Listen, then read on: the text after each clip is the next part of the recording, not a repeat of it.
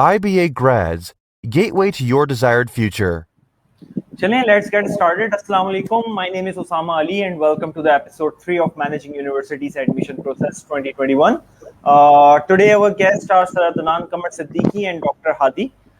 इनके बारे में अगर मैं आपको थोड़ा सा इंट्रोडक्शन बता दूं तो सर अदनान कमर पिछले 17 सालों से कैट एमकैट की प्रिपरेशन करवा रहे हैं और he is working as a course coordinator at IBA grades, जबकि doctor Hadi is working as a medical officer at Dow international dental college and hospital and he is an bio instructor at IBA grads from last 3 years.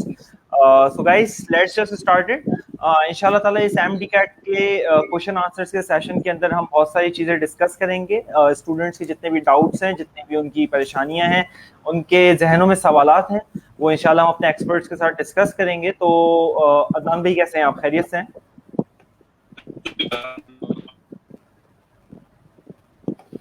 Hadi भाई आप बताएं, आप कैसे हैं? Doctor Hadi, how is you doing? अल्हम्दुलिल्लाह, very good. How are you?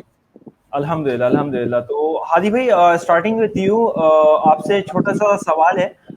शुरू से initial से स्टार्ट करते हैं हम कि बच्चों के जहनों में बहुत सारा एक सवाल है कि यार एमडीकैट को हमें किस तरीके से लेके चलना चाहिए, किस तरीके से पढ़ना चाहिए. तो अगर थोड़ा सा प्लीज आप उसके बारे में बच्चों को बताएं. ठीक है. एमडीकैट के बारे में पढ़ने के लिए सबसे पहले बेसिक्स आपको पता होनी चाहिए कि it is a medical test comprise of 3 subjects, जिसमें फिजिक्स, केमिस्ट्री और बायोलॉजी कोर है आपके. अब एमडीकैट देने वाले हमारे डिफरेंट एजुकेशन बैकग्राउंड से आते हैं, चाहे वो ए लेवल से हो, चाहे वो सिंध बोर्ड हो, चाहे वो आगा खान बोर्ड हो, चाहे वो डिफरेंट, अगर हम कराची से बाहर निकलें डिफरेंट सूबों में जाएं तो वो डिफरेंट बोर्ड से होते हैं. बिल्कुल. ये पहले बात पता होनी चाहिए कि इट्स एन ओवरऑल एक पूरे पाकिस्तान का एक स्टैंडर्डाइज्ड टेस्ट होगा. अब जी, किसी भी टेस्ट को देने से पहले आपके कुछ गोल्स, आपकी कोई लेवल सेट करना चाहिए जिसके लिए आपको पढ़ना है. जी. A lot of students what they do is they go with the flow कि यार अच्छा जी एक पेपर है उसके लिए तैयारी करते देते हैं. जब तक आपने अपने लिए गोल नहीं रखा होगा, उन गोल को करने के लिए आप स्टेप्स को पता ही नहीं होगा कैसे अचीव करना है. जब तक आपको गोल नहीं पता होगा, आपको अपनी चीज नहीं पता होगी आप कहाँ खड़े हो. फॉर एग्जाम्पल, मुझे एमडीकैट देना है, मुझे उसके बारे में पता होना चाहिए कि जिस यूनिवर्सिटी में मुझे जाना है उसके लिए मिनिमम रिक्वायरमेंट क्या है टॉप मेरिट स्कोर लेने के लिए. तो for example if I am saying कि मुझे चाहिए at least 170 plus marks out of 200, मुझे पहले अपने आप को बेंचमार्क देखना चाहिए कि मैं खड़ा किधर हूँ. For and how do you do that? आप एक प्रैक्टिस टेस्ट लें, एक एमडीकैट के जरा सिनेरियो में आके आप बैठें, एक रैंडम प्रैक्टिस टेस्ट लें और अपने देखें, बताएं कि किस पोजीशन पे आप खड़े हैं. जब आपको पता चलेगा कि ये मेरी पोजीशन है, ये मेरा गोल है, अब आपको पता है कि ये स्टेप्स हैं, इस जगह पे मुझे आने के लिए क्या क्या लेना है, कितना टाइम है और मुझे क्या अपने कहाँ मेरी कमियां पूरी करनी है, ऊपर आना है. तो first of all set a score goal कि आपका मिनिमम स्कोर क्या होना चाहिए. 170 होना चाहिए, 165 प्लस होना चाहिए मिनिमम, जिसको अगर मैं अचीव करूंगा तो फिर मैं आगे का सोच सकता हूँ. जब आपके पास कोई गोल होगा तो आप उसके मुताबिक अपने स्टेप्स लेंगे. अच्छा, जब गोल होगा उसके बाद आपके ये गोल आपका फर्स्ट स्टेप है to achieving anything. Then you move on to कि आपका कोर्स क्या है और फिर उसके हिसाब से आपने उस हिसाब से टीचिंग करनी है. एमडीकैट के लिए आपको ये बात जरूर पता होनी चाहिए कि एमडीकैट में सिर्फ एमसीक्यूज हैं. दैट डजंट मीन कि यू नीड टू रेटिफाई. इस चीज़ का ध्यान होना चाहिए कि first year second year combined पढ़ना है. बायो फिजिक्स केमिस्ट्री तो ज़रूरी है कि आपकी जो तैयारी है वो रेटिफिकेशन के बेस पे ना हो तो बेहतर है. एमसीक्यूज स्ट्रेट फॉरवर्ड भी आ सकते हैं या कॉन्सेप्चुअल भी आ सकते हैं. तो आपकी तैयारी इस हिसाब से होनी चाहिए कि सवाल कहीं से भी आए, चाहे ए लेवल, सिंबोर्ड, सिंपल सिंबोर्ड का भी सवाल आ जाए, आपको उसका जवाब आना चाहिए. तो उसके लिए यही जरूरी है कि काफ़ी डाइवर्स कोर्स है, उसको अच्छे तरीके से दिमाग में घोल के कैसे पीना है, उसको आराम आराम से पढ़ना है, उसको टाइम कितना देना है, ये सारी चीज़ें पता होनी चाहिए.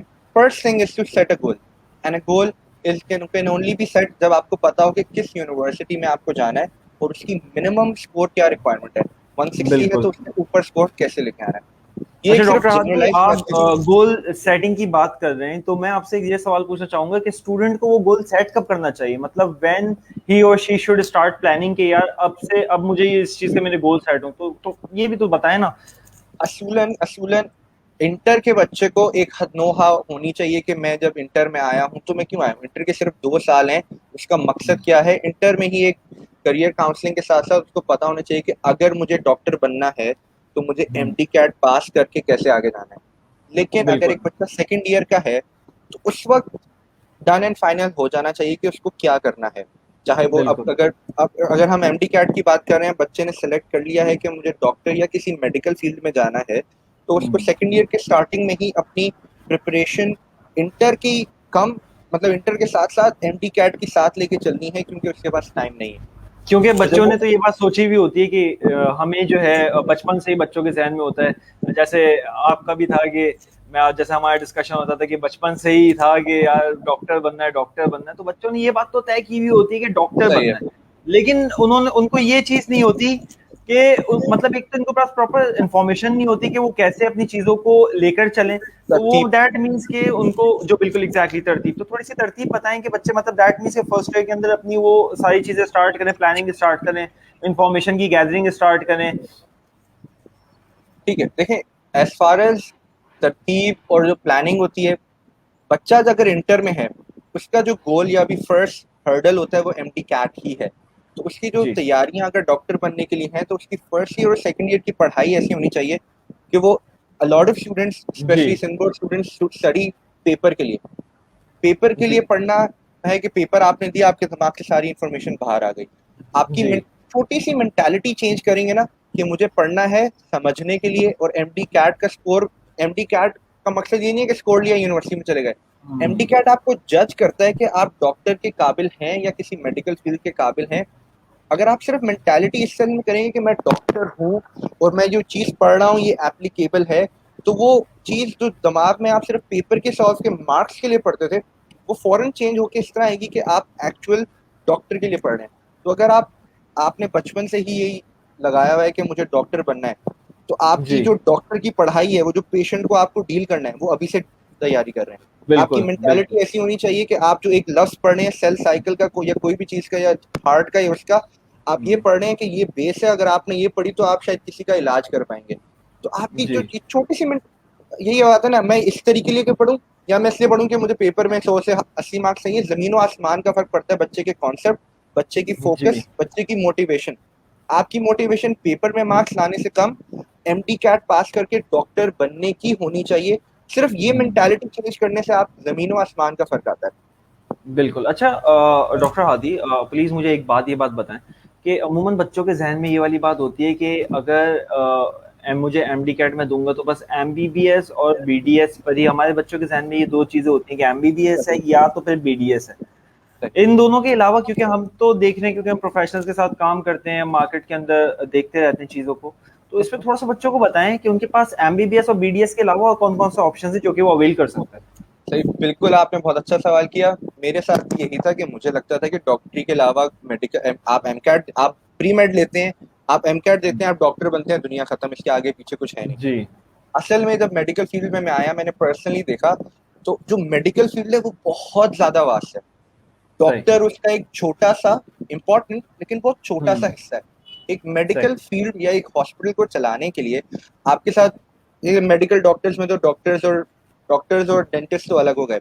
अब उसको जी चलाने के लिए आपकी एक बहुत बड़ी, हॉस्पिटल से भी बड़ी फील्ड और लुक्रेटिव फील्ड है फार्मेसी। कोई भी जी डॉक्टर दवाई के बगैर इलाज नहीं करता। आप किसी डॉक्टर के पास चले जाएं और दवाई ना लिखे तो बड़ी अजीब सी बात होती है। तो ये फार्मेसी एक ऐसी बिल्कुल फील्ड है जो कि अगर ना हो तो ये डॉक्टरी की फील्ड इज नथिंग। ये साथ साथ चलते हैं। और अगर अगर कोई बच्चा डिसहार्टेंड हो कि मेरा एमबीबीएस में या बीडीएस में नहीं हुआ, equally good field I would say in my personal opinion is D pharmacy, या फार्मेसी जिसको कहते हैं। वो भी 5 साल की एक डॉक्टरेट डिग्री है, और it's a very good field.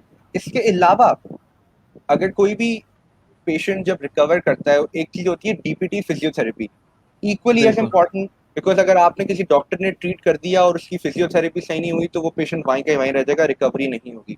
It's a very जी इंपॉर्टेंट फील्ड। बड़े बड़े हॉस्पिटल्स में इनकी बहुत अच्छी सीट्स हैं, एंड देर हम्म। रिनाउंड, को डॉक्टर्स ही बोला जाता है, एंड देर स्टिल बिल्कुल कॉल्ड डॉक्टर्स। एंड इनकी इंपॉर्टेंस आपको मेडिकल फील्ड में आगे समझ आएगी। इसके अलावा आपके पास न्यूट्रिशनिस्ट, एक हॉस्पिटल न्यूट्रिशनिस्ट के अलावा नहीं चल रहा था। इसके अलावा आपके पास टेक्निकल इतनी काम है, मशीन वर्किंग, आपकी क्या कहते हैं, जितने भी लैब टेक्नीशियंस होते हैं, बायोलॉजिस्ट, माइक्रोबायोलॉजिस्ट, एक हॉस्पिटल एक माइक्रोबायोलॉजिस्ट के बगैर नहीं चलता। आपको ट्रीटमेंट या डायग्नोसिस के लिए बहुत ज़रूरी है। तो जब आप मेडिकल फील्ड में आते हैं, एमबीबीएस और बीडीएस के अलावा फाइनेंशियली एंड रिस्पेक्ट वाइज बहुत सारी फील्ड्स हैं जिनको होना जरूरी है। मतलब अगर सब एमबीबीएस बीडीएस चले गए तो मेडिकल फील्ड बैठ जाएगी। तो बिल्कुल, आपको ये होना चाहिए बायोटेक्नोलॉजी कि है उसी तरीके से एंड सो एग्जैक्टली ऑन। जिस बच्चे का एमबीबीएस बीडीएस में ना हो, मैं तो कहता हूँ एक बहुत बड़ा और बहुत ऐसा रास्ता जिसमें बहुत कम सीट्स हैं और बहुत ज्यादा सीट्स हैं और बहुत कम लोग हैं जिसकी वैल्यू है। एमबीबीएस बीडीएस एक वक्त सैचुरेट आके जो बाकी फील्ड्स हो जाती हैं उनकी वैल्यू बढ़ जाती है। तो नामी फील्ड्स पे जाने से बेहतर ये है कि आप अगर आपका उसमें ना हो, equally as important other fields भी हैं, जैसे आपकी पब्लिक बिल्कुल हेल्थ है। बिल्कुल। अच्छा डॉक्टर हादी, अभी तो जैसे कि हमें पता है कि हमारे जो इंटर के बच्चे हैं उनके एग्जाम्स आगे बढ़ गए हैं, वो चले गए, कोई 28 जुलाई से वो स्टार्ट होंगे, अगस्त में खत्म होंगे। बच्चे मतलब बहुत परेशान हैं, बहुत पैनिक सिचुएशन के अंदर, मतलब वो फैसला ही नहीं कर पा रहे कि हम अभी शुरू करें, हम एमडी कैट की एग्जाम्स के बाद तैयारी शुरू करें, क्योंकि एक्सपेक्टेड भी यही है कि अगर अगस्त के अंदर पेपर्स खत्म होते तो सितंबर अक्टूबर के अंदर मोस्ट प्रोबेबली पीएमसी के अंदर से कोई डेट आएगी जिसके अंदर हमारा एमडी कैट का कोई टेस्ट कंडक्ट हो रहा होगा। तो बच्चों को अपने आप को किस तरीके से प्लान करें, क्योंकि सेकंड ईयर के अंदर भी यही हुआ है कि 50% एमसीक्यूज हो गए। तो इस पर थोड़ा सा प्लीज बताएं। देखें, एज फार एज पहली बात तो कोई भी चैलेंज आए आपके सामने, आपको उसके हिसाब से अडेप्ट करना है। अब आपके पास जो बच्चों के पास चैलेंज अभी है कि उनको इंटर के एग्जाम देना सेकंड ईयर का, और उसके थोड़े ही अरसे बाद उनको एम कैट का भी एग्जाम देना होगा। हर चीज को जरा अच्छे पॉजिटिव व्यू से देखें। जितना कम टाइम होगा between MCAT and inter का एग्जाम, आपकी सेकंड ईयर की चीज फ्रेश होगी। फर्स्ट ऑफ ऑल, हर चीज का पॉजिटिव भी होता है। इस चीज का पॉजिटिव ये है, सेकंड ईयर अगर आपने इंटर का अच्छा दे दिया, आपकी आधी एम कैट की तैयारी कंप्लीट। अब बात रह गई फर्स्ट ईयर की, तो एडवाइस इज कि अभी 27 मार्च है, बच्चों को अपनी फर्स्ट ईयर जो कि even though it should be only revision, वो अपने साथ साथ हल्का फुल्का वीक में आप इसको कहते हैं स्केजुलाइज करें, तो कंपार्टलाइज करें कि भाई आपके ये 2 दिन फर्स्ट ईयर के हैं, इसमें मुझे फर्स्ट ईयर रिवाइज करते रहना है। जब ही सेकंड ईयर खत्म हो, आपको वो रिविजन कंप्लीट करके अपनी तैयारी पूरी रखनी है। असूलन जब आप सेकंड ईयर का एग्जाम दें तो आप रेडी होने चाहिए एमकैट के लिए। असूलन आई नो थोड़ा सा एक आउट देयर गोल है, थोड़ा सा इम्पॉसिबल गोल है, लेकिन अगर आप गोल ऐसा रखेंगे तो आप इंटर के बाद इस पोजीशन पे होंगे कि आप एमकैट दे सकें और आप अपने दूसरे स्टूडेंट से थोड़ा सा एज ले पाएंगे, क्योंकि कंपटीशन इतना अच्छा है, आपको एक से ऊपर आना है और बिल्कुल मिलीमीटर्स का डिफरेंस होता है, मार्क्स का बिल्कुल 0.05 का डिफरेंस होता है बिटवीन अ लिमिटेड सीट्स और हर every marks will be very important. एक मार्क पे 4-5 सीट का डिफरेंस आ रहा होता है। तो आपको अपने आप को टॉप पे रखने के लिए ये है कि आपको अपनी तैयारी सेकंड ईयर के पहले ही थोड़ी बहुत कंप्लीट रखनी है। सेकंड ईयर का एग्जाम आपकी तैयारी है एमकैट के सेकंड ईयर के लिए, और उसके बाद फर्स्ट ईयर पढ़ेंगे। बिल्कुल बिल्कुल। अदनान भाई ने हमें ज्वाइन कर लिया है। अदनान भाई, अगेन हादी भाई से डिस्कशन हो रहा था कि स्टूडेंट्स किस तरीके से अपने एमडी कैट को लेके पढ़ाई करें, उनको प्लान करें। और अभी क्योंकि अदनान भाई, अगेन मेरा ये सवाल आपसे भी होगा कि क्योंकि ये फर्स्ट ईयर के सेकंड ईयर के एग्जाम्स हमारे आगे चले गए और एमडी कैट भी जब मोस्ट प्रोबेबली थोड़े से टाइम बाद ही हो जाएगा, मोस्ट प्रोबेबली सितंबर अक्टूबर में, तो बच्चे परेशान हैं। बच्चों के जहन में एक अजीब सी कश्मकश में बच्चे फंसे हुए। तो थोड़ा सा अगर उसको आप हाईलाइट कर दें उस चीज को। आवाज आ रही है नंदू? उसामा, शायद मैं तुम्हारा सवाल पूछते कि सुन नहीं पाया इंटरनेट की वजह से।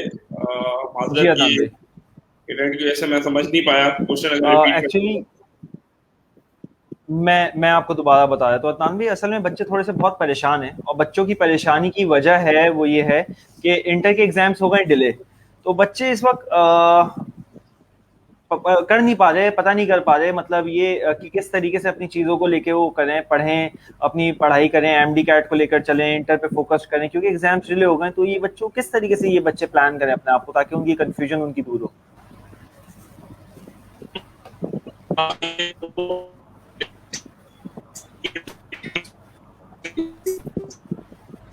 आई थिंक गंदान भाई का इंटरनेट शायद इशू कर रहा है।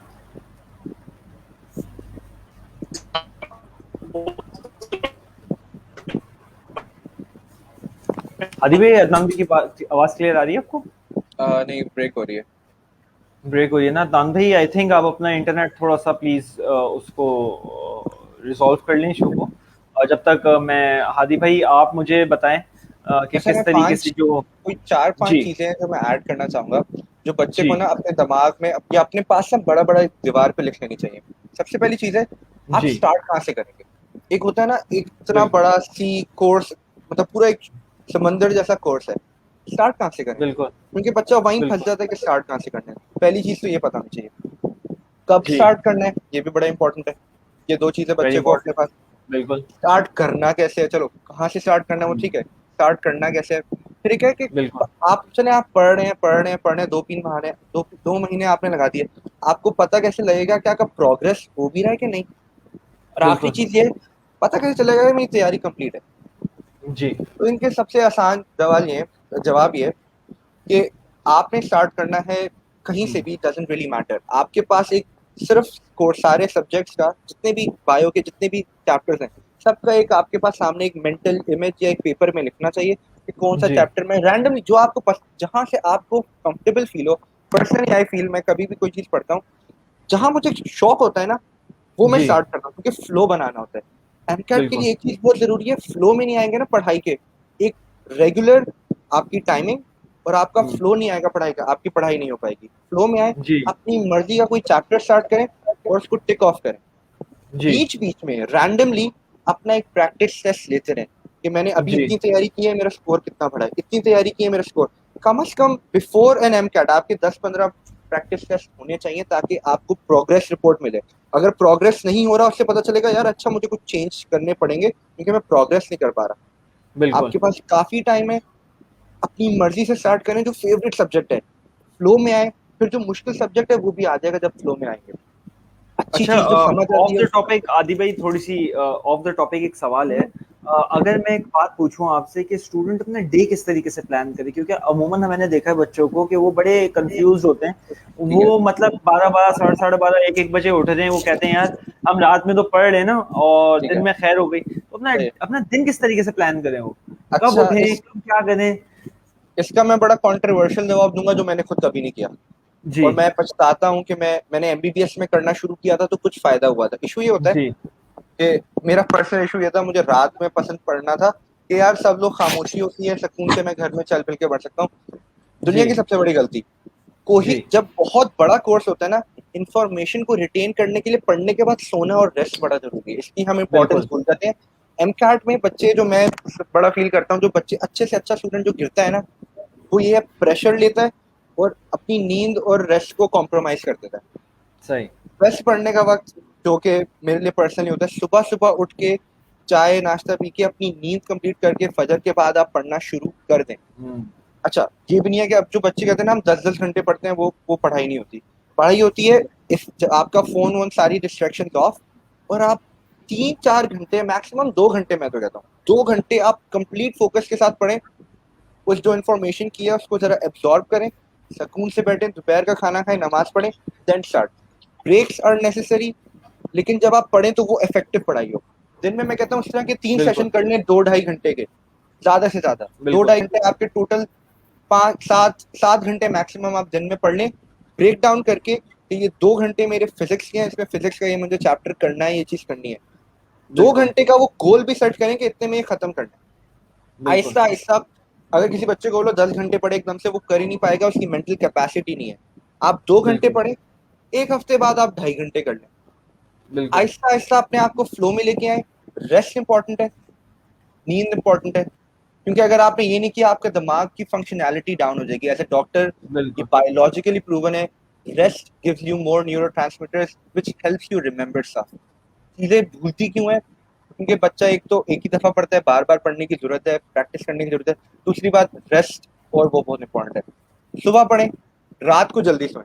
मतलब आई नो ये मैं एक बहुत स्ट्रिक्ट पेरेंट और बहुत ही कोई पुरानी बातें कर रहा हूँ कि जो हमें स्ट्रिक्ट बड़े, इंस्ट्रक्टर इन कुछ पुरानी बातें जो बड़े बताते थे कि बेटा जल्दी सो और जल्दी उठो, वजह है कोई जो उसकी जिसको हम भूल चुके हैं। बिल्कुल एमकैट जब आप स्पेशली एमबीबीएस में आएंगे, उसका रियलाइज होगा कि यार कितना पढ़ना होता है और कितना आपको प्रॉपरली स्केड्यूल्ड पढ़ना होता है। मैं बिल्कुल एमबीबीएस दोबारा दे दूं, एमकैट दोबारा ना दूं, क्योंकि मुझे पता है एमकैट का प्रेशर कितना होता है और कितनी पढ़ाई होती है। तो इसको बहुत बिल्कुल सीरियसली लेके चलना है, क्योंकि आपकी करियर का वो है, मैटर है। जी। अच्छा हादी भाई एक बात बताएं, अमूमन अक्सर बच्चों के जहन में ये बात होती है कि एमडी कैट का जो सिलेबस है वो आता कहाँ से है, क्या वो पंजाब बोर्ड से आता है, क्या वो सिंध बोर्ड से आता है, क्या वो ए लेवल से आता है, वो आता तो आता कहाँ से? तो इस पर थोड़ा सा हाईलाइट करेंगे वो सिलेबस किस तरीके से एमडी कैट वाले अपना सिलेबस बनाते हैं और वो ठीक है। टेस्ट किस तरीके से कहाँ से होता है। लेकिन पहले जो कराची के स्टूडेंट्स थे, they had to focus on Sindh board की बुक, जो उसके जी बायोलॉजी, फिजिक्स, केमिस्ट्री के चैप्टर हैं। अब बिल्कुल। पिछले साल की वजह से चेंजेस ये आई हैं कि वो स्टैंडर्डाइज कर दिया गया है। इसका मतलब ये है कि पंजाब बोर्ड का, फेडरल का, सिंध बोर्ड का, बलूचिस्तान बोर्ड का भी वो एक ही पेपर जी देगा। इसके लिए जो पीएमसी हैं उन्होंने क्या किया कि जो सारे बोर्ड्स के मिले हुए चैप्टर्स हैं जो कॉमन है, उसको कोर्स में डाल दिया है। अब ऐसा चैप्टर जो सिंध बोर्ड में है, पंजाब बोर्ड में नहीं है, वो सिलेबस से कट है, विच बिल्कुल। मीन्स कि आपका सिलेबस थोड़ा सा कंप्रेस और शॉर्टन डाउन हो चुका है।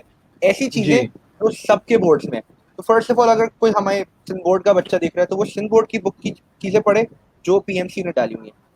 जो बलूचिस्तान का है वो अपनी बुक से वही चीजें पढ़े। कहने का मकसद ये दिल एक ही होता है। अब आप सिंध बोर्ड से पढ़े या बलूचिस्तान से पढ़े, दिल की चीजें चेंज नहीं होती। अल्लाह ताला ने दिल एक जैसे ही बनाया, तो बलूचिस्तान बोर्ड ने, ए लेवल ने भी वही चीजें लिखी हैं। अगर आपने सही। प्रॉपरली अपनी अपनी बुक से पढ़ लिया, बेहतर है। हाँ, अगर आप चाहेंगे what is the best book, I would suggest कि आप फेडरल की बुक से पढ़ें, क्योंकि उसमें थोड़ी सी डिटेल और इंग्लिश अच्छी लिखी है, बच्चे के लिए समझना ईजी है। But again, that's not a hard and fast rule. अगर आप क्लासेस सही लें और अपनी अपनी बुक से भी सही तरीके से पढ़ें, because the course is common, you can get a good enough score. बिल्कुल। वेलकम बैक अदनान भाई, थैंक यू सो मच, आप इतनी एफर्ट्स कर रहे हैं हमारे लिए। अदनान भाई अगेन वही सवाल में आपकी आपकी आवाज अदनान भाई थोड़ी सी क्लियर नहीं है शायद। कोशिश पूरी की है मैंने भाई। अब देखें कितनी ज्यादा ये कोशिश कामयाब हो सकती है। जज़ाकल्लाह अदनान भाई, बच्चे दुआ कर रहे होंगे आपको देखने के लिए स्क्रीन पे। अदनान भाई अगेन यही सवाल जो मैं हादी भाई से पूछा था, वही सवाल मैं आपसे ही पूछना चाहूंगा कि ये बच्चों को एक बड़ी कंफ्यूजन है कि सिलेबस एमटी कैट का बनता कहाँ से है, पंजाब बोर्ड से, फेडरल बोर्ड से, ए लेवल से, सिंध बोर्ड से। तो ये थोड़ी सी कंफ्यूजन बच्चों की दूर करेंगे, इस पे थोड़ा सा बताएं। अच्छा, इसमें तो बहुत क्लैरिटी है। अगर हमारे बच्चे जो है, जहाँ हम बच्चों को इंस्ट्रक्शन देते हैं, तो बहुत क्लियर है ये कि लास्ट ईयर पीएमटीसी के बाद जब पीएमसी अनाउंस हुई, तो पीएमसी ने अपना सिलेबस वेबसाइट पे डाल दिया और उस जी वेबसाइट पर डिटेल एसएलओ के साथ वो सिलेबस मौजूद है।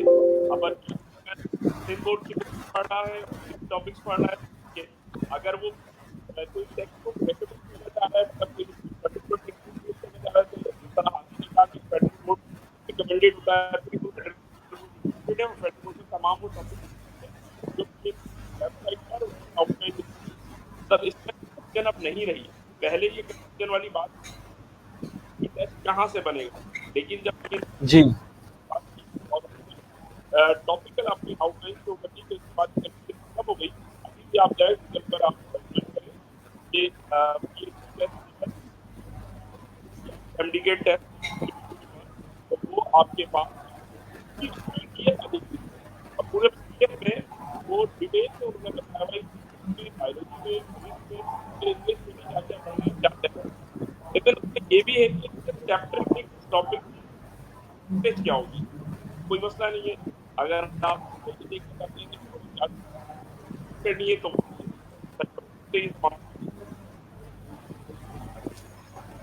जी अदनान भाई, अदनान भाई थोड़ा सा आप अपना करीब कर लें माइक, अपना फोन, ताकि वो वॉइस जो क्या नाम है वो क्लियर है। तो अदनान भाई एक बात अगेन, आपको मैंने जो पहले मैंने आपसे बात पूछी थी कि इंटर के एग्जाम्स के अंदर टाइम अब कम रह गया है और बल्कि आगे बढ़ गए इंटर के एग्जाम्स, तो फिर एमटी कैट की तैयारी बच्चे परेशान है उसको लेकर, तो उस पर थोड़ा सा चीजों को क्लियर कर दें बच्चों के लिए कि बच्चे किस तरीके से तैयारी करें उस चीज की। उसामा, सबसे पहली बात तो बच्चों को इस वक्त जो है वो एक एक पूरा डिटेल प्लान की जरूरत है, क्योंकि चीजें ऊपर जी नीचे हो रही हैं और चीजें ऊपर नीचे होंगी। चीजें कोई सर्टेन नहीं है, अभी भी नहीं, बिल्कुल नहीं है, आगे की भी।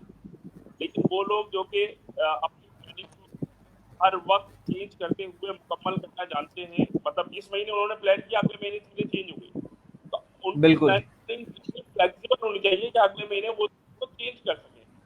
तो फिर जाकर वो अपने 6 महीने में या 5 महीने में अगर टेस्ट होता है तो वो टेस्ट भी अच्छा दे पाएंगे। जी और अगर उनके 2 महीने 3 महीने पेपर्स हैं, जैसे 11 वालों के 1.5 महीने बाद पेपर हैं और इंटर वालों और 3 महीने हैं, बहुत अहम है के 2 महीने बाद या 1 महीने या 2.5 महीने बाद करना, वो भी बहुत अहम है। तो ये बिल्कुल इनकी प्लानिंग जो है बच्चों की, वो इस तरह होनी चाहिए कि आपने एग्जाम देने हैं, तो अपना इंटर जी का या सीआईटी का है, और दूसरा आपने एमडी कैट देना है। अब इन जी दोनों पेपर्स की जो तैयारी है वो आपने पैरेलल करनी पड़ेगी। अगर आप ये बिल्कुल सोचते हैं कि आपने इंटर अभी कर लेंगे, फिर आप आपको इतना टाइम मिल जाएगा और उस टाइम में आप वो एमडी कैट कर लेंगे तो तरीन दर्जे पर रखूंगा, ये प्लानिंग जो है वो ऐसी है जिसके अंदर गिरने के होंगे। तो अगर बच्चा इस वक्त इंटर का पैटर्न देखे या आप सीआई का पैटर्न देखे, दोनों पैटर्न पीएमसी से बहुत नजदीक हो गए। जो एमडी कैट का टेस्ट होगा उससे बहुत करीब करीब है। मतलब अगर आप तैयारी A2 की करते हैं उसके साथ साथ एमकेट को भी साथ लेके करते हैं, तो आपकी डिफरेंस जो है ना बहुत कम रह गया है। तो इसलिए जी अगर एमकेट है और उसके साथ इंटर या ये है तो दोनों को पैरेलल चला सकता है। और अल्हम्दुलिल्लाह हम लोग तो क्लासेस में बहुत अच्छे बच्चों को कर रहे हैं और बच्चों को बहुत फायदा भी हो रहा है। मेरी आज बच्चों से बिल्कुल बात हो रही थी, तो उससे कह रहे सर मतलब मैं इंटर की क्लास छोड़ सकता हूँ लेकिन ये क्लास अब मैं नहीं छोड़, इसमें मैं वो 43 एमसीक्यूज कर रहा हूँ जो कि 43 एमसीक्यूज इंटर में आने वाले। तो अब बिल्कुल तो ये यहाँ पर प्लानिंग का बहुत सीधी आउटलाइन मैं आपको बना के दे सकता हूँ कि देखिए अगर A11 का स्टूडेंट है तो वो सैटरडे संडे अपना एमडी कैट देखे। अभी भी जी देखिए कुछ बच्चे समझ रहे हैं कि अब हमारे A2 के पेपर है तो हम उस पर फोकस करें। भाई आप फोकस करें, क्यों नहीं करें? 5 दिन है आपके पास, Monday Tuesday Wednesday Thursday Friday, आप 5 दिन आप A2 करें, 2 दिन आप एमडी कैट करें, इसको कंप्लीट करें ताकि एग्जाम के बाद ऐसा ना हो जैसे कि कुछ A2 के स्टूडेंट के पेपर 19 मई को खत्म हो रहा है, कुछ एक्सेल दे रहे हैं तो उनका 26 मई को खत्म हो रहा है। अब बिल्कुल अगर 26 मई को खत्म होते तो उसके बाद अगस्त में अगर पेपर 3 महीने, अगर अभी से तैयारी करते तो 5 महीने, तो ये तो हो गई ये लेवल वालों की बात कि उनके पास अगर मैक्सिमम मंथ अभी तो 5 महीने अगर अभी से करते हैं, और अगर एग्जाम की बात करते हैं तो 3 महीने होंगे। इसी तरीके से अगर इंटर के बच्चे की बात करते हैं तो इंटर के ऑप्शन क्या है, अगर समर में टेस्ट हो गया तो क्या 1 महीने तैयारी करेगा बच्चा? 1 महीने बिल्कुल तो फर्स्ट ईयर सेकंड ईयर पढ़ेगा। मैं हादी की बात सुन रहा था कि भाई आप पूरा क्यों करोगे? नहीं भाई, आप बायोलॉजी पढ़ रहे हैं, आप केमिस्ट्री पढ़ रहे हैं, आप फिजिक्स पढ़ रहे हैं, ओरली पढ़े, अदनान भाई आपकी थोड़ी सी वॉइस क्लियर नहीं है। अगर आप थोड़ी सी अपनी पोजिशनिंग अगर अपनी आप चेंज कर लें तो हमारे लिए स्टूडेंट्स के लिए आसानी होगी, क्योंकि आपकी वॉइस बीच में बहुत ज्यादा ब्रेक हो रही है। मजबूत होना बहुत जरूरी है। जो लोग इस पर टाइम जाया कर रहे हैं नुकसान। बिल्कुल अच्छा, इधर मैं एक चीज ऐड करना चाहूंगा। अदनान भाई ने जी बहुत हाँ अच्छे पॉइंट्स रेज किए कि एमडी कैट के लिए अगर आप वीकेंड से और पूरे 5 डेज अ वीक आप अपने इंटर के दें तो दैट्स बहुत अच्छा एक आपने प्रायोरिटाइज किया हुआ है, क्योंकि पहला आपका एग्जाम इंटर या ए लेवल्स का है तो आप उसको 5 दिन दे रहे हैं। लेकिन एक चीज ना बच्चों को समझने की बहुत जरूरियत है कि इंटर के जो 3 सब्जेक्ट्स हैं आपके फिजिक्स केमिस्ट्री और बायो, वही बिल्कुल आप वीकेंड में भी पढ़ के एमडी कैट, मतलब बच्चों की मेंटालिटी होती है एमडी कैट अलग चीज है, इंटर अलग चीज है, कोर्स सेम है, पढ़ सेम बिल्कुल चीज रहे हो, सवाल सेम आएंगे, सेम कंटेंट से आएंगे।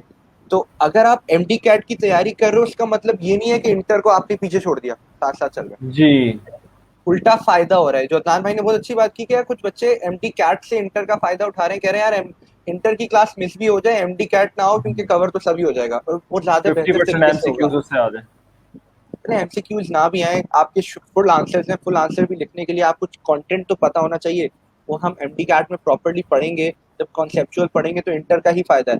कहने का मतलब ये चीजें साथ साथ चल रही हैं और इनको अलग अलग करके सोचना कि एमडी कैट एक अलग चीज है, इंटर एक अलग चीज है, अपने लिए बोझ डालना है। एमडी कैट से इंटर का फायदा हो रहा है, इंटर से एमडी कैट का फायदा हो रहा है, दोनों साथ साथ लेके चलो, बेहतरी है इसमें। बिल्कुल, दैट मीन्स के इंटर और एमकैट की प्रेपरेशन स्टूडेंट्स को दोनों एक साथ जो क्या नाम है करनी चाहिए, यही आपका कहने का मकसद है।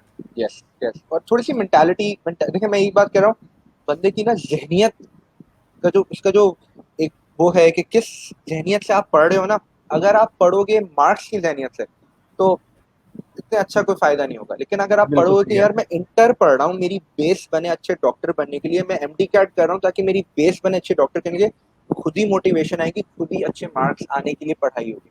बिल्कुल। अच्छा हादी भाई, अगर एकेयू पे थोड़ी सी चीजें डिटेल्स में हमें बता दें। एकेयू के टेस्ट कब होते हैं, और एकेयू के इटसेल्फ अपने बारे में, और थोड़ी सी यूनिवर्सिटीज की रैंकिंग के हवाले से भी बता देगा कि भाई एकेयू, डीयूएचएस, जेएसएमयू, केएमडीसी, हमारे प्राइवेट सेक्टर्स और गवर्नमेंट सेक्टर्स में थोड़ा सा अगर चीजों को डिफरेंशिएट कर दें आप, ठीक है। तो क्योंकि बच्चे सोच रहे होते हैं, प्लान कर रहे हो, बच्चों को पता हो कि भाई कौन सी यूनिवर्सिटीज उनके लिए पास हैं, ऑप्शंस हैं, तो बच्चों के लिए अच्छा, आसानी होगी। पहली चीज मैं क्लियर कर दूंगा कि डॉक्टर यूनिवर्सिटी की बेसिस पे नहीं बनता। अगर अभी मैं अलग अलग यूनिवर्सिटी की बेसिस पे बताऊंगा, वेरी गुड पॉइंट। डॉक्टर वो अपनी बेसिस पे बनता है। बुक सेम है, कोर्स सेम है, बच्चे को मेहनत करनी है। यूनिवर्सिटी एक प्लेटफॉर्म मतलब देती है, एक जगह खड़ा दैट करती है, मीन्स सही कि है। एमबीबीएस का जितना भी कोर्स है वो हर यूनिवर्सिटी के अंदर एक तरीके से सेम ही पढ़ाया जाएगा। सेम ही पढ़ा जाएगा क्योंकि डॉक्टरी की फील्ड पूरी दुनिया में सेम है, तो पेशेंट तो सेम है ना। जी। आ खान के पेशेंट अलग नहीं होते, डाउ के पेशेंट अलग नहीं होते। आपको एज ए डॉक्टर अपनी तैयारी खुद अच्छे तरीके से करनी है। कोई डाउ का स्टूडेंट एक्यू के डॉक्टर से बहुत बड़ा होता है, कोई केएमडीसी का किसी एक्यू से बड़ा होता है, वो इंडिविजुअल पर्सन पे डिपेंड करता है। अब आते हैं बिल्कुल। इंडिविजुअल यूनिवर्सिटीज में कि क्या क्या फर्क है। आपकी जी। जो टॉप रैंक पर्सनली, अब रैंकिंग की जो बेसिस है उसको छोड़ते हुए पर्सनली जो टॉप रैंक मानी जाती है वो है Aga Khan university, which is the private university. जी। फाइनेंशियली अफोर्ड करना, if you can afford and if you get the marks, it's one of the best universities. क्योंकि वहाँ आपको पढ़ाने का जो तरीका है, वहाँ का जो इंफ्रास्ट्रक्चर है, वहाँ का जो आपके पास जो चीज़ें देखने को मिलेंगी, वो दूसरी यूनिवर्सिटीज़ में इतना अच्छा प्लेटफॉर्म आपको नहीं मिलता। But ji. सेइंग दैट, उसका जो टेस्ट एग्जाम एंट्री टेस्ट होता है वो एमडी कैट के अलावा आपको एकेयू का एग्जाम भी देना होगा। बिल्कुल। उसका एग्जाम थोड़ा सा डिफरेंट होता है। आगा खान इस बेसिस पे बच्चे को नहीं लेता कि वो उसके बहुत अच्छे मार्क्स आए हुए हैं हर उसमें। आगा खान बिल्कुल। एक सर्टेन मार्क्स चाहता है फिजिक्स, केमिस्ट्री और अलग सब्जेक्ट्स में, लेकिन वो बच्चे की क्रिटिकल थिंकिंग बहुत जरूर से देखता है। क्योंकि आगा हम्म। खान के पेपर में एक चीज आती है, साइंटिफिक रीजनिंग। उसमें बिल्कुल। बच्चे को कुछ तैयारी नहीं करनी होती। उसमें एक रैंडम से आपको कोई प्रॉब्लम, साइंटिफिक प्रॉब्लम या साइंटिफिक पैराग्राफ पढ़ने को देंगे और उसके हिसाब से सवाल दिए जाएंगे। उसमें बच्चे की क्रिटिकल थिंकिंग या प्रॉब्लम सॉल्विंग एबिलिटी देखी जाती है कि वो कितने अच्छे तरीके से किसी चीज को समझ के उसके बारे में पढ़ सकता है। अब इसमें आपकी फिजिक्स, केमिस्ट्री या बायो की कितनी भी नॉलेज हो, डजंट मैटर, बच्चा उसमें नॉर्मली लैक कर जाता है। तो आगा खान का फर्स्ट बेसिस तो फिर ये होता है। उसके बाद उसके अलावा उनका अलग से एक प्राइवेट इंटरव्यू होता है। उसमें आगा खान के जो जितने भी एक पूरा बोर्ड होता है, पैनल होता है, वो आपको जज करते हैं कि would you be a good fit in Aga Khan. तो Aga Khan is not just about being a good student, being have good knowledge, but it's about critical thinking and your personality.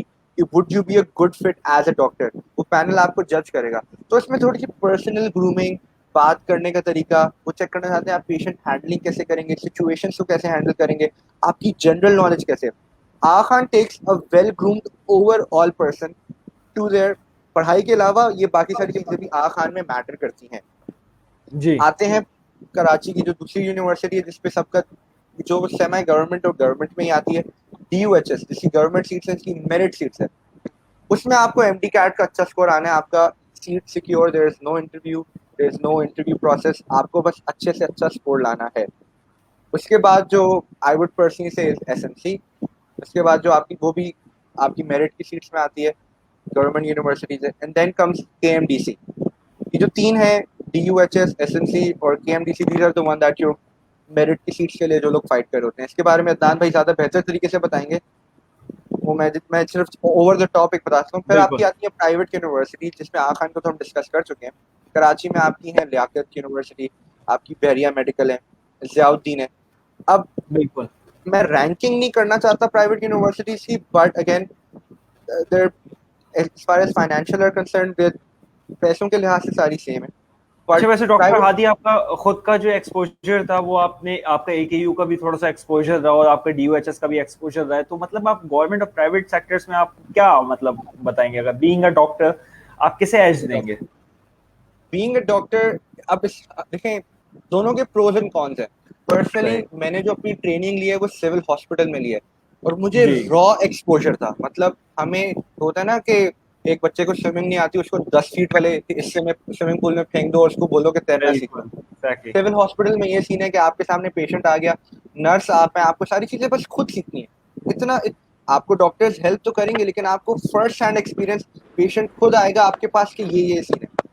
आप जब प्राइवेट यूनिवर्सिटीज में अपनी डॉक्टर की, जैसे आगा खान में डॉक्टर की training लेंगे, तो वहाँ आपके पास प्राइवेट पेशेंट्स आ रहे हैं जो कि बहुत लाखों रुपए दे रहे हैं, तो एक सर्टेन प्रोटोकॉल होता है। आपके पास हैंड्स ऑन एक्सपीरियंस इतना अच्छा नहीं होता। डाओ का जो हाउस ऑफिसर ट्रेनिंग लेके निकलता है, उससे नर्स के सारे काम करा दो, वो एक एक चीज जान लेगा, उसको इतना कोई इशू नहीं आएगा।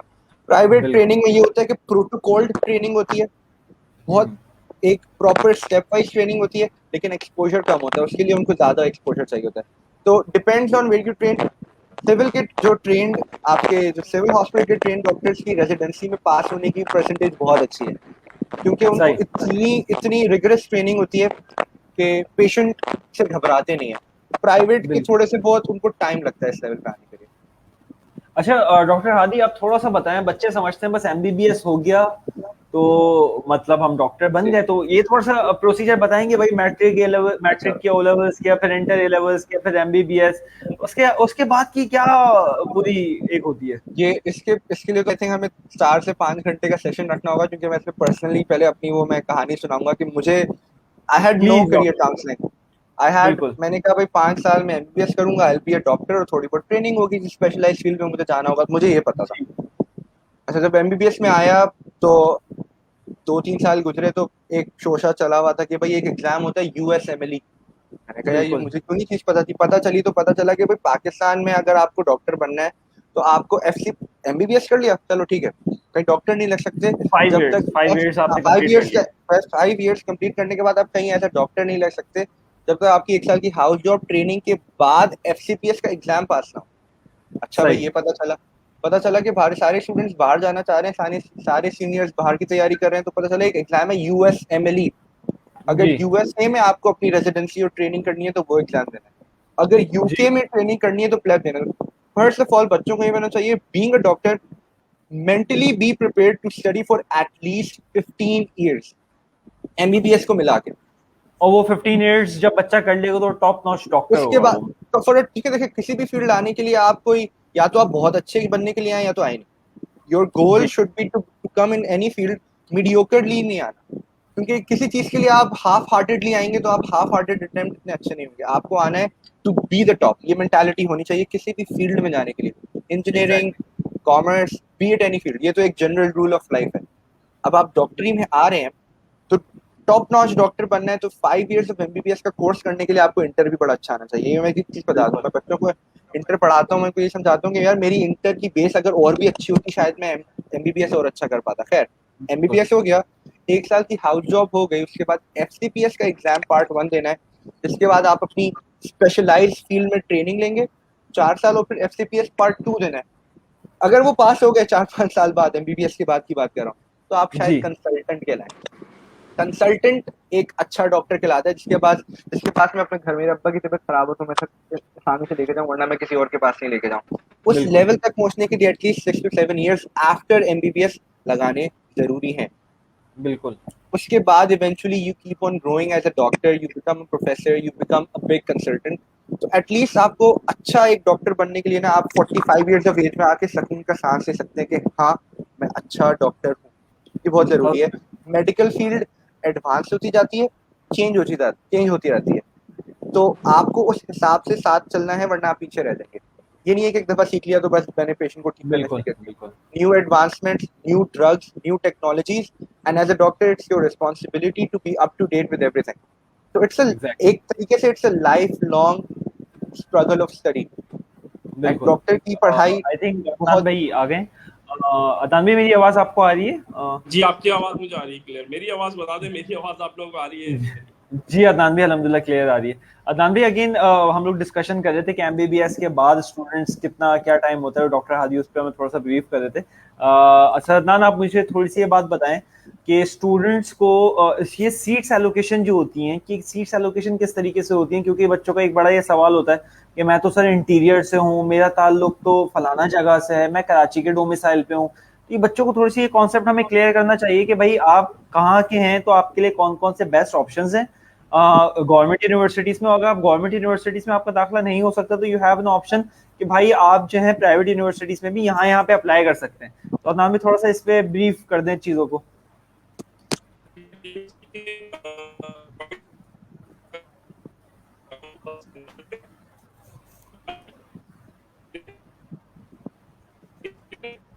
अदनान भी आपकी आवाज कट गई दोबारा।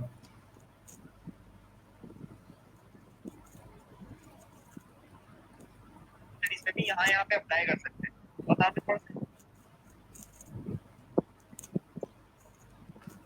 हादी भाई I think over to you, जब तक अदनान भाई नहीं होते, कनेक्ट नहीं हो पाते सही से, जब तक आप इस बात का जवाब देते। मुझे जरा सवाल दोबारा बताइएगा। मेरा बेसिकली सवाल था कि सीट एलोकेशन से डिफरेंट डोमिसाइल्स के स्टूडेंट्स जो अप्लाई कर रहे होते हैं उनके लिए क्या क्या ऑप्शंस होते हैं, वो किस तरीके से अप्लाई कर सकते हैं और क्या किस हिसाब से सीट्स एलोकेट हुई हुई होती हैं, उसके अंदर थोड़ा सा सेल्फ फाइनेंस से रिलेटेड भी चीजें बता दिएगा। अच्छा, मैं इसके बारे में मुझे जिस हद तक नॉलेज है, मैं ट्राई टू अपडेट यू। मैं पर्सनली DOHS का स्टूडेंट हूँ, तो होता क्या है कि आपकी एटलीस्ट फर्स्ट 225 सीट्स और मेरिट सीट्स। इसका मतलब है कि आपकी तनख्वाह, आपकी जो वो है फीस है, वो 50,000 पर ईयर। अब मैं रफ एक आइडिया दे रहा हूँ। नान भाई मेरे ख्याल से वापस आ गए, लेकिन आई कंटिन्यू। जी, वो जी। 225 सीट्स हैं, and you know your goal should be to be that first number 1। 225 जी, का गोल रख के नहीं आना, आपको गोल आना है कि मुझे नंबर 1 सीट पे बैठना है, फिर तो आपको शायद सीट मिले। फिर उसके बाद हर बिल्कुल, यूनिवर्सिटी में जैसे जो DOHS जो गवर्नमेंट यूनिवर्सिटीज है, उनमें सेल्फ फाइनेंस होता है। वो अराउंड बिल्कुल। उनकी सीट्स होती हैं, कोई 80 सीट्स होती हैं मैक्सिमम, अगर स्ट्रेच हो जाए। ज़्यादातर तो वो ऑन पेपर तो वो 40 रखते हैं, लेकिन स्ट्रेच होके वो 80 तक भी आ जाती हैं। एंड उनकी जो फीस स्ट्रक्चर होता है वो अराउंड 5.5 लाख पर एनम, मतलब एक साल की 2 सेमेस्टर की फीस। अगर इसको कंपेयर किया जाए बिल्कुल, प्राइवेट यूनिवर्सिटीज में, वेरी अफोर्डेबल कंपैरेटिवली। मैं ये नहीं कह रहा कि चीप है, मैं कह रहा हूँ कंपैरेटिवली अगर आप देखें तो आपको थोड़ा बहुत एक हद तक good education, good universities, good alumni network मिल सकता है at DUHS। Same goes for SNC। दोनों से जो आपकी DUHS है और उनकी एलोकेशन ऑलमोस्ट सेम है कि फर्स्ट 225 स्टूडेंट्स आपके मेरिट हैं, और उसके बाद जो उनकी 40 to 80 सीट्स आपकी होंगी सेल्फ फाइनेंस। उसके बाद आती है seat allocation at private universities. उसमें तो आपका इट डजंट रियली मैटर कि आप किस मेरिट पे हैं, as long as you get the seat. Everyone is treated the same financially, उनकी फीस स्ट्रक्चर सबका सेम है। बिल्कुल। अच्छा, ये एक स्टूडेंट का सवाल किया, लेट्स हम जो क्या नाम है सवालात Sure. जो लेना स्टार्ट करते हैं। Sir, Sure. एक बच्चा है, इन्होंने सवाल इनका है कि व्हाट अबाउट BDS। अगर हम अभी थोड़ी देर पहले बात कर रहे थे ना MBBS की, कि MBBS Okay, के okay. बाद किस तरीके से चीजें ठीक होती है। हैं, तो इनका सवाल है कि what about BDS, after BDS क्या करते हैं फॉर प्रैक्टिस। अच्छा, BDS और MBBS की जो ट्रेनिंग के तरीका है वो सेम है। अगर मैं एज ए डॉक्टर, अगर मैं सर्जरी में जाना चाहता हूँ, तो मैं 5 साल रेजिडेंसी करूंगा अपनी सर्जरी में। एक डेंटिस्ट की भी 4-5, डेंटिस्ट सर्जन होता है पहली बात। डेंटिस्ट एक कंप्लीट जो माउथ का एरिया का ओरल कैविटी का सर्जन होता है। उनको भी 4 to 5 years या 3 या 4 year depending on the specialisation वो डेंटिस्ट्री किस में कर रहे हैं, उसमें रेजिडेंसी करनी होती है एक अच्छे डेंटल हॉस्पिटल में। उसके बाद जब वो कंसल्टेंट बन जाते हैं तो they can open a clinic. Clinic तो पहले भी खोल सकते हैं, लेकिन वो जो कंसल्टेंट का नाम लग के जो क्लिनिक खुलता है उसकी बात ही अलग होती है। तो किसी भी फील्ड में जाने के लिए उसकी 4 साल की, ये MBBS और BDS का सेम है। आपने अपने MBBS और BDS की डिग्री कंप्लीट की, और फिर आपने अपने 4 साल की रेजिडेंसी, जिसको बोलते हैं training, hands on patient training, 3-4 साल कंप्लीट करके एग्जाम्स दिए तो आप कंसल्टेंट कहलाएंगे। तो जो मैंने पूरा MBBS का समझाया, the same applies to BDS। Same goes for house job. आपको 1 साल की हाउस जॉब भी करनी है BDS के बाद। तो MBBS और BDS का, चूंकि दोनों डॉक्टर की फील्ड है, जो कोर्स स्ट्रक्चर है, जो जो तरीके हैं, स्टेप्स हैं, वो बिल्कुल सेम। अदनान भाई, आपको आवाज आ रही है? बिल्कुल मेरी आवाज आप लोग बता दें, आप लोग मेरी आवाज बनती है। जी, आपकी आवाज आ रही है पर थोड़ी थोड़ी सी कट रही है, लेकिन जी बिल्कुल बेहतर है। अदनान भाई, एक स्टूडेंट का एक सवाल है कि ये please tell us about critical care sciences. आपने एक बहुत इंपॉर्टेंट सवाल पूछा था और मेरी आवाज की टेक्निकल इशू की वजह से मैं उसका जवाब नहीं दे पाया। वो बहुत अहम सवाल जी है अदनान कि भाई। सीट की एलोकेशन जो है वो की गई है। मेडिकल में सीट की एलोकेशन अकॉर्डिंग टू पीएमसी अगर बात की जाए तो प्रोविंशियल वाइज होती है, प्रोविंस पंजाब के और इसी तरीके से हमारा बलूचिस्तान। तो जो जिस प्रोविंस में रहता है वो वहीं पर अप्लाई कर सकता है, ये पीएमसी का कानून। अब अगर किसी प्रोविंस में कोटा सिस्टम है, जैसे कि सिंध में है, जी। डिस्ट्रिक्ट वाइज को कोटा सिस्टम है। अब वो कोटा सिस्टम पर कराची के जो डोमिसाइल रखने वाले हैं, कराची के सीट अप्लाई कर सकते हैं, और अगर कराची के अंदर कोई यूनिवर्सिटी है और उसमें इंजीनियर का बच्चा आना चाह रहा है तो वो इंजीनियर की सीट पर अप्लाई करते हैं, बहुत लिमिटेड होती है, ज़्यादा नहीं होती। तो इस तरीके से सीट के और किसी प्रोविंस में कोटा सिस्टम है तो उस लिहाज से अगर हम तादाद आपको बताएं तो आपके पास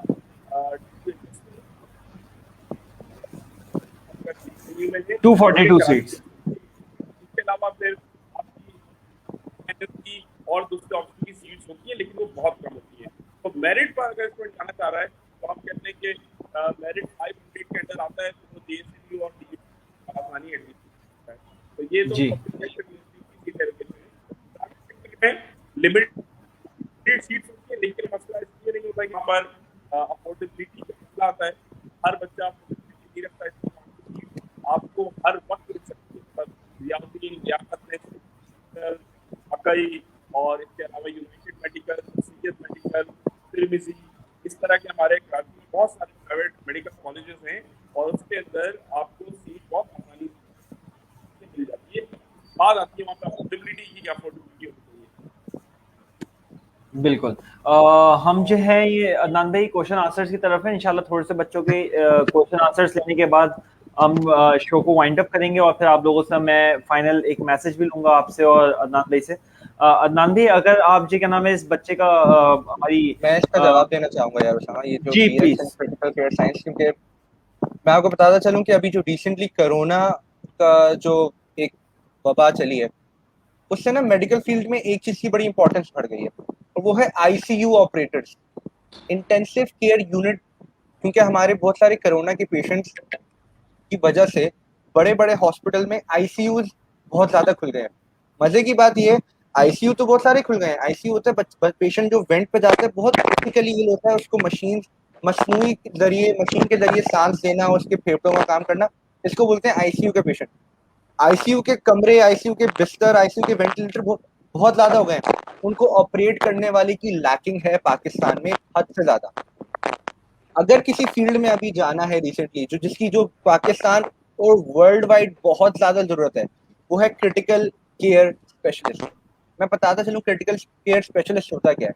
आईसीयू एक ऐसा पार्ट होता है जहां क्रिटिकली इल, बिल्कुल आपकी जो लाइफ सपोर्ट पे पेशेंट होता है, इसको आप वेंट के जरिए सांस दे रहे होते हैं, उसके गुर्दों का काम कर रहे होते हैं, सब कुछ मशीन के जरिए कर रहे होते हैं। उसके लिए सिर्फ डॉक्टर और नर्स की नहीं जरूरत, उसके लिए उन मशीन की नॉलेज रखने वाले, टेक्निकल नॉलेज रखने वाले और उनको चलाने वाले और ह्यूमन फिजियोलॉजी, ह्यूमन बॉडी की नॉलेज करने वाले स्पेशलिस्ट की जरूरत है। उन स्पेशलिस्ट का नाम है क्रिटिकल केयर स्पेशलिस्ट।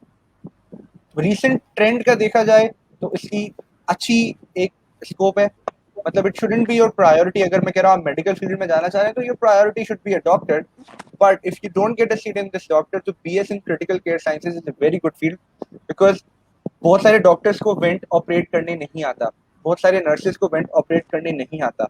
उसके लिए एक स्पेशलाइज्ड बंदा जाता है और वो बंदा इंसान को मतलब वेंट से वापस लाना बहुत मुश्किल होता है, क्योंकि बहुत सारे हॉस्पिटल्स में ये स्पेशलिस्ट नहीं होते।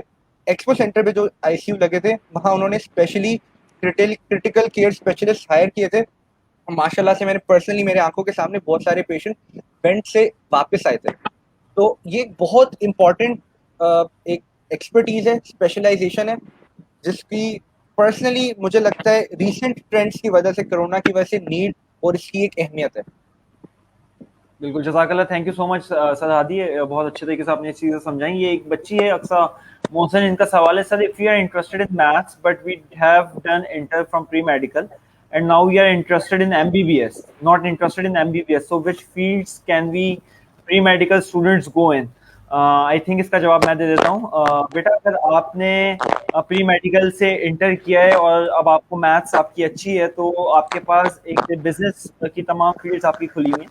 You have a very good option कि आप अकाउंटेंसी की तरफ आप जी क्या नाम है जाएं, अकाउंटिंग एंड फाइनेंस की तरफ, जिसके अंदर आप को मैथ्स और नंबर्स में खेलना होता है। तो आईबीए एक आपके पास अच्छा ऑप्शन है, जिससे आप आईबीए बीबीए की तरफ जा सकती हैं, अकाउंटिंग एंड फाइनेंस की तरफ जा सकती हैं। आप एसीसी और मुख्तलिफ बाकी अकाउंटेंसी से रिलेटेड चीज़ों में जा सकती हैं। क्योंकि आपने मैथ्स इंटर में नहीं थी, तो ऑफ कोर्स आप इंजीनियरिंग की तरफ नहीं जा सकती, अलबत्ता आप जे इसकी तरफ आ सकती हैं।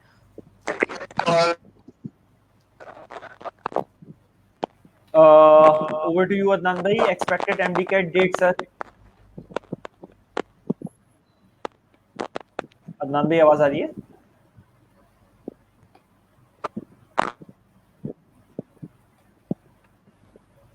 आई थिंक अदनान भाई का हमसे राब्ता टूट गया, लेकिन देखें इंशाल्लाह ताला एमडी कैट की एक्सपेक्टेड डेट जो है वो आपका सितंबर मिड और अक्टूबर फर्स्ट वीक, इस तरीके से ही आपकी हो सकती है। बच्चों को बस ये रखना चाहिए कि सितंबर 1 की तैयारी करें। बिल्कुल एग्जैक्टली। आपकी तैयारी सितंबर वर्स्ट केस सिनेरियो के लिए प्रिपेयर्ड होना चाहिए। सितंबर 1 को नहीं हुआ, आपकी तैयारी मुकम्मल है, आप रिवीजन करें। सितंबर मेंटली कोई भी डेटा है आपके दिमाग में, सितंबर 1 होनी चाहिए, बस, end of story. Dr. Hadi, this is sir. Biochemistry, genetic fields are growing these days. Should we prefer that? Also, at the same time, we have plenty of people who opposes the genetic study morally and on religiously point of view. So, do you think it will have a greater scope in future, especially in Pakistan?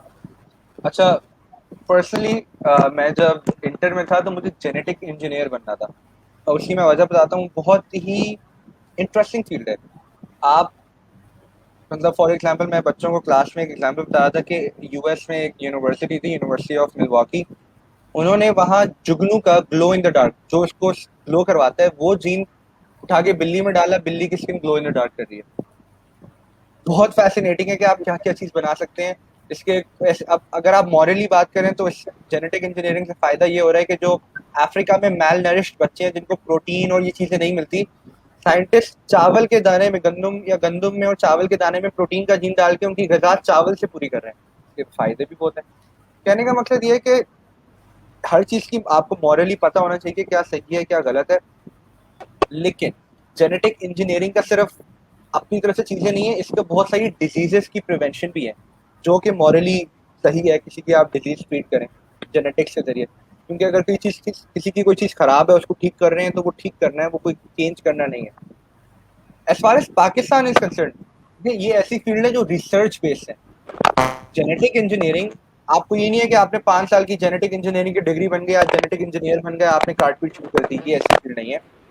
ये एक research based field है जहाँ constant research करनी पड़ती है, advancement होती है। और research wise genetic engineering Pakistan में नॉन एग्जिस्टेंट है नॉन एग्जिस्टेंट है। बहुत सारे जो मेरे एक दोस्त है जेनेटिक इंजीनियरिंग, वो मास्टर्स के लिए गया हुआ है जर्मनी। पाकिस्तान में अगर आप पर्सनली बोले जेनेटिक इंजीनियरिंग का इतना कोई स्कोप नहीं है। बायोकेमिस्ट्री, यस, बायोकेमिस्ट्री एक ऐसी फील्ड है जिसके बगैर एक हॉस्पिटल रन नहीं हो सकता। बायोकेमिस्ट्री का मतलब है जो आप लैब में जाके अपने खून का टेस्टिंग कराते हैं, जितने भी 100 गुना के टेस्ट हैं, वो एक बायोकेमिस्ट्री के इसमें आता है, जिसमें आप टेस्ट की बारे में पढ़ते हैं, उनकी केमिस्ट्री पढ़ते हैं, कितना सोडियम है, कितना कैल्शियम है, कितना ये है, कितना वो है। बहुत अच्छी फील्ड है। एक लैब के जो इंचार्ज होता है उसको बायोकेमिस्ट्री में अगर हो, और स्पेशली बायोकेमिस्ट्री के साथ साथ मैं बोलूँगा माइक्रोबायोलॉजी, ये 2 फील्ड हैं जिनको मतलब आपकी जो स्पेशली सर्टेनली आजकल के ट्रेंड में जो इतनी सारी लैब्स खुल गई हैं, इतना जो लैब्स चल रही हैं, उसमें एक बायोकेमिस्ट्री और एक माइक्रोबायोलॉजिस्ट का एक स्पेशलाइज होना बहुत इंपॉर्टेंट है। बिल्कुल बिल्कुल। सर, ये हमारे पास we have in second question के बीएस इन रेस्पिरेटरी थेरेपी कैसी फील्ड है? सर, क्वेश्चन थोड़े से ज्यादा हैं, वी विल प्लीज कोशिश करेंगे इनको जल्दी जल्दी सबकी। रेस्पिरेटरी थेरेपी एक बहुत ही छोटी सी फील्ड है। कहने का मकसद ये है कि आप स्पेशलाइज्ड होंगे ऐसे पेशेंट को जिनको सांस में मसला है, तो आप उनकी थेरेपी करी होगी। इससे बेहतर मैं बोलूँगा कि फिजियोथेरेपी पे आए, क्योंकि वो ओवरऑल थेरेपी की बात होती है। तो personally if it's a field you wanted to go for it, लेकिन फील्ड बंदा अपनी मर्जी और अपने शौक से लेता है। अगर मेरे प्रेफरेंस से लेंगे तो फिजियोथेरेपी ही है रेस्पिरेटरी की, और फिजियोथेरेपिस्ट भी यही करता है। तो मैं आई वुड प्रेफर कि आप फिजियोथेरेपी बताएं। सईदा मरियम का सवाल है, please guide us what options can we decide MBBS and BDS according to their scope. We have discussed this मैं अर्लियर। जल्दी से रिपीट कर देता हूँ। जी फार्मेसी प्लीज याद प्लीज। रखें, फिजियोथेरेपी याद रखें, माइक्रोबायोलॉजी याद रखें, न्यूट्रिशन याद रखें, ये 4 चीजें याद रखें first and foremost. Sir, how is psychology and what's the scope in Pakistan and in the abroad as well? Psychology is a good field. Pakistan में अच्छा खासा स्कोप है। आजकल के ट्रेंड में, करंट ट्रेंड में साइकोलॉजिस्ट की नीड भी बढ़ रही है और a lot of people do prefer psychologist. बाहर तो गोल्ड है, गोल्ड माइन है, बिलियनर है आप अगर आप साइकोलॉजिस्ट हैं। बाहर इसकी रिस्पेक्ट बहुत की जाती है। पाकिस्तान में बहुत सारे साइकोलॉजिस्ट और साइकाइट्रिस्ट में फ़र्क होता है, मैं बता दूं। जो एक होता है जो एमबीबीएस करके जो साइकाइट्रिस्ट बनते हैं, और एक साइकोलॉजी एक बिल्कुल अलग फील्ड है, बीएस इन साइकोलॉजी। साइकाइट्रिस्ट की बहुत रिस्पेक्ट है कि पाकिस्तान से कोई भी डॉक्टर अगर यूएस एमएलई दे के बाहर जाता है, उसको फौरन साइकाइट्री में सीट मिलती है एंड वो यूएस सिटीजन बन जाता है। मैं इस हद तक बता रहा हूँ। इंग्लैंड और यूएस में साइकाइट्रिस्ट की नीड्स बहुत ज़्यादा है और वहाँ लोग कम है, और इसकी जो सीट्स बहुत ओपन है यूएस और अब्रॉड, और इसका फ़ायदा बहुत है बाहर। पाकिस्तान में एक हद तक है, but if it's a field that you like, go for it. क्योंकि यहाँ आप स्कोप के हिसाब से देखेंगे तो पान बनना भी बहुत स्कोप है। तो कहने का मकसद ये, जिस फील्ड में आपको इंटरेस्ट है उसकी तरफ जाएं। एग्जैक्टली। अगेन अदनान भाई, आवाज आ रही है आपको हमारी?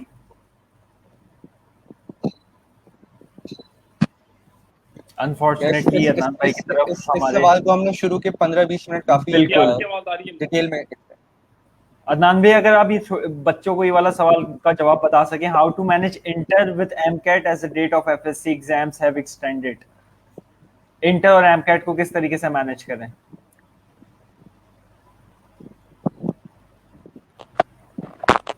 अब आपकी आवाज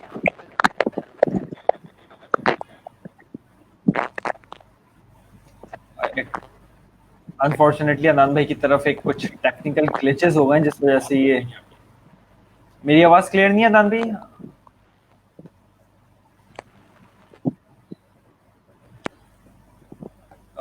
हादी भाई, अगर आप प्लीज इस को छोड़ जल्दी से वाइंड अप कर दें सवाल को।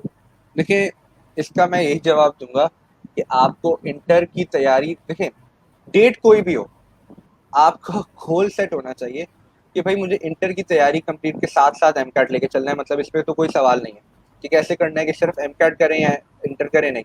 आपको दोनों चीज़ें साथ साथ लेके चलनी है, क्योंकि दोनों चीज़ें सेम है। अगर आप सिर्फ इंटर भी पढ़ रहे हैं तो आप एमकैट साथ साथ लेके चल रहे हैं, लेकिन अगर आप फोकस एमकैट साथ लेके चलें तो आपका बहुत फ़ायदा होगा। इंटर की एग्ज़ाम की प्रायोरिटी दें, क्योंकि उससे एमकैट का फ़ायदा होगा।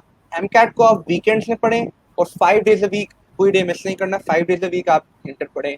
इट्स सिंपल, बहुत सिंपल सा एक फॉर्मूला है। इसको अप्लाई करना मुश्किल है, बोलना आसान है, लेकिन अप्लाई करना ही काम सारा। कंसिस्टेंसी की जब जरूरत इंटर है हो बस, जाए, आप कंसिस्टेंसी। कंसिस्टेंसी की जरूरत है, फ्लो की जरूरत है, एफर्ट की जरूरत है और मोटिवेशन की जरूरत है। मोटिवेशन आपकी, अगर आपको डॉक्टर बनना है तो आपकी तैयारी इंटर की डॉक्टर बनने के लिए होनी चाहिए, सही है। बिल्कुल इसके अलावा आपका एग्जाम, आपका जो एमकैट की तैयारी आपको इस सेंस में करनी चाहिए कि आपको 1 सितंबर को आपका एग्जाम है। अगर अभी बिल्कुल। मार्च है तो आपके पास 4-5 महीने हैं, उस हिसाब से पढ़ें। इंटर साथ साथ होगा, दोनों को पैरेलल लेके चलना है। इंटर को मैं बोलूंगा 5 डेज अ वीक और एमकैट को 2 days a week, which are 2 weekends. days a week. Very Exactly. Manageable, very easy. Is there any value of BDS for girls in Pakistan if you want a proper career in future? मैं as a medical field में बताऊं कि ज़्यादातर majority of the public ये नहीं देखते कि female doctor है कि मेल डॉक्टर है, वो देखते हैं हाथ किसका अच्छा है, किसके हाथ में शिफा है, कौन सा बेहतर डॉक्टर है।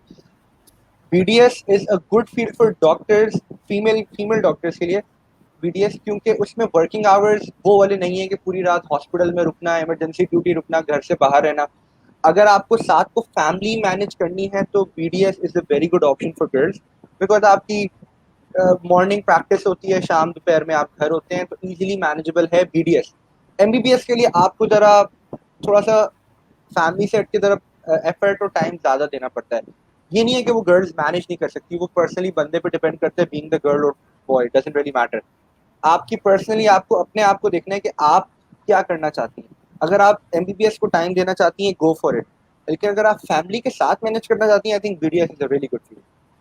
Sir, what if board exams get cancelled? To will admission be based on 100% MDCAT based? It's something that you shouldn't be worried about. The only thing you should be worried about is your पढ़ाई. देखें ये फालतू सवाल हैं. चले आप cancel हो गया, क्या आपकी तैयारी चेंज हो जाएगी? कि आपको पढ़ना अलग है? नहीं. आपको आपका जो काम है वो आप करें, वो है आपकी तैयारी मुकम्मल. मतलब बहुत सिंपल वे से चलें. एग्जाम इस डेट पे, एग्जाम उस डेट पे नहीं, एग्जाम हो रहा है नहीं हो रहा, इन चीज़ों में पढ़ जाएंगे ना तो अपने माइंड को जो भी फालतू में आप क्लटर करेंगे. बहुत सिंपल और बहुत एक साफ रास्ता होना चाहिए. मुझे पढ़ाई करनी है एमडी कैट के लिए या इंटर के लिए. इंटर का एग्जाम कैंसिल हो गया, कोई बात नहीं, मेरा फायदा ही हुआ. एमडी कैट की साथ साथ तैयारी हो गई, तैयारी करते रहो. पढ़ाई तो तब भी करनी है. डजंट मैटर, डेट आए नहीं है, एग्जाम कैंसिल हो नहीं हो, तैयारी करनी है, वो करो. और लेकिन ऐसे मुमकिन नहीं है क्योंकि इस दफा जितने भी कोविड की वजह से जो टेस्ट हो रहे हैं, अभी इंजीनियरिंग यूनिवर्सिटीज के भी टेस्ट हुए हैं, इसी तरीके से टॉप बिजनेस यूनिवर्सिटीज ने भी अपने टेस्ट लिए हैं, इंटरनेशनल टेस्ट भी हो रहे हैं एसओपीज को फॉलो करते हुए. तो बच्चों को इस बात की तो बिल्कुल फिक्र भी नहीं करनी चाहिए. एक साल हो चुका है, गवर्नमेंट को डील करना आ चुका है, वैक्सीनेशन स्टार्ट हो चुकी हैं, चीजें बेहतरी की तरफ जा रही हैं. आप ये एक्सपेक्ट ना करें कि पिछले साल वाला लॉकडाउन होगा.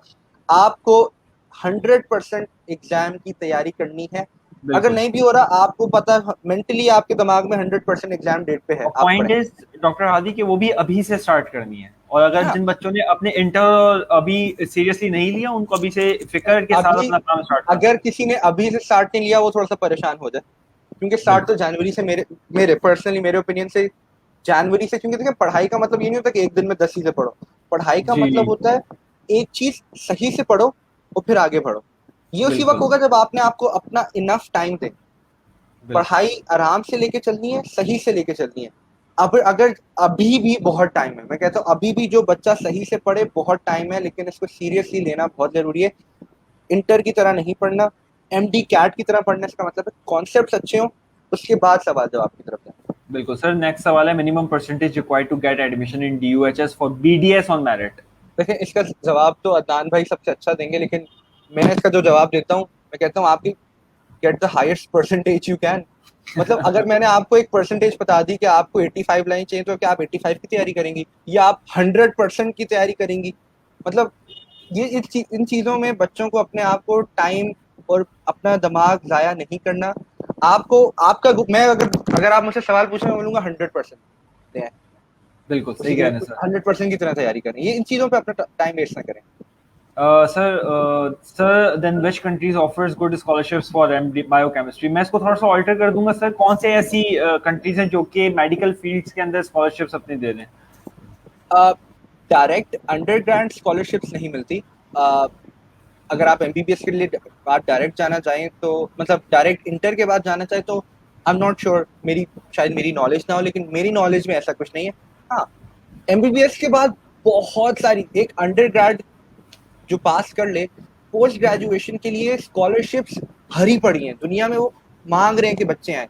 100% स्कॉलरशिप्स इंग्लैंड में, यूनिवर्सिटी ऑफ एडिनबर्ग में, फ्रांस में, जर्मनी में, मेडिकल साइंसेस की मैं बात कर रहा हूँ, जिसमें public health, microbiology, physiology and a lot of different subjects.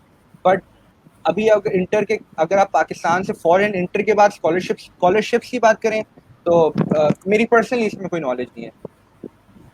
Sir अगस्त में बोर्ड हैं and we are expecting MDCAT in September, तो should we start first year revision before exam? Yes.